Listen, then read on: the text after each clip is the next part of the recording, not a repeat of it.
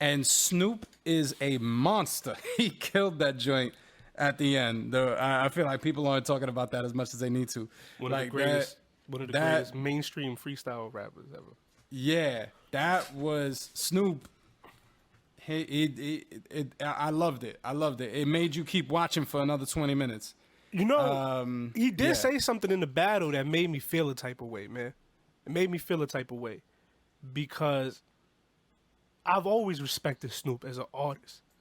A lot of people don't realize it because of how big of a pop star he is now. But when Deep Cover came out, when Gin and Juice was out, mind you, I was a kid, but I was really in tune to hip hop. He was a lyricist. Like, he ushered in, he's the prototype of the Corrupts, of the Razzcazzes. You know, like, he was such a dope lyricist. He was like up there with Big at the time when he was, you know, out here.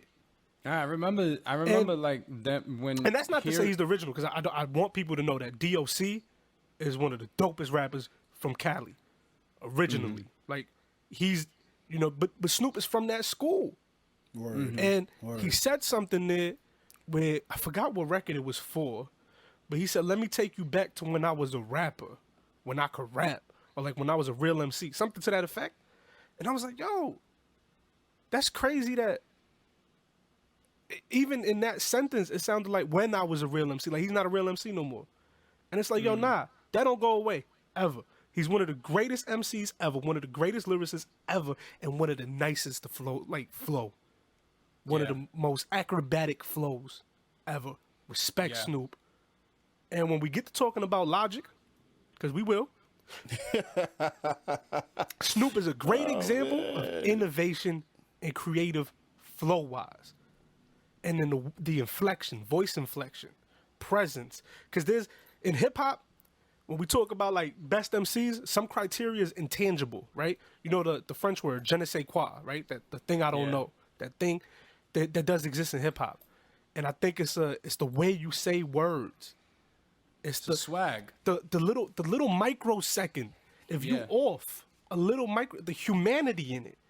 Yeah. The fact that your brain could pick up to be off here like by a split second, and it still sounds dope, or it just makes it sound doper. It's like, you know, when Dilla used to do the drums and his drums would swing, and it gave it like a, back when everybody was doing the MPC and it was quantizing, and it was like boom, boom, boom, boom, boom, boom, right? And then Dilla's goes boom, boom, boom, boom, right? There's like a little break. It gives it like a little humanity, and it's like Snoop is one of the best to do that.